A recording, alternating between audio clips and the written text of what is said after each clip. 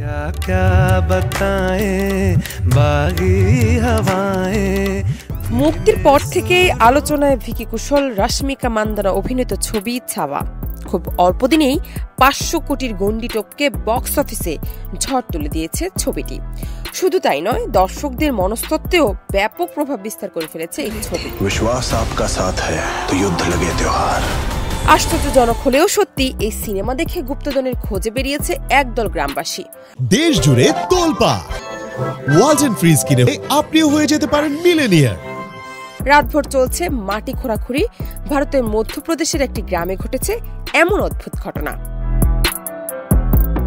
ভারতীয় গণমাধ্যমের খবর, হঠাৎ করেই রাতের অন্ধকারে টর্চ, শাবল হাতে নিয়ে বেরিয়ে পড়েন সেই গ্রামের বাসিন্দারা।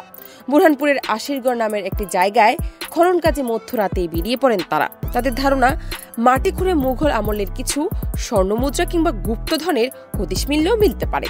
অনেকে আবার দাবি করেছেন, ওই এলাকায় নাকি কেউ কেউ স্বর্ণমুদ্রাও দেখতে পেয়েছেন। ভিকি কৌশলের ছাওয়া দেখার পর সেই ভাবনা আরো চাগাড় দিয়েছে, কারণ সেই ছবিতে বুরহানপুরের নাম নেওয়া হয়েছে। দেখানো হয়েছে এককালে মুঘলদের বাস এখানেই ছিল, আর সেখান থেকেই তাদের মনে হয়েছে এখানেই লুকিয়ে রয়েছে মুঘলদের গুপ্তধন।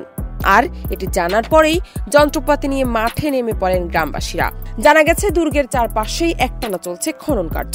এমনকি মেটাল ডিটেক্টর দিয়েও চারপাশ পরীক্ষা করে দেখা হয়েছে সোনাদানা কোথাও লুকিয়ে রাখা হয়েছে কিনা। আশিরগড়ের বাসিন্দাদের এমন খোঁড়াখুড়িতে বেজায় বিরক্ত সেই অঞ্চলের জমির মালিকরা। জান্নাত নিপু, দেশ রূপান্তর।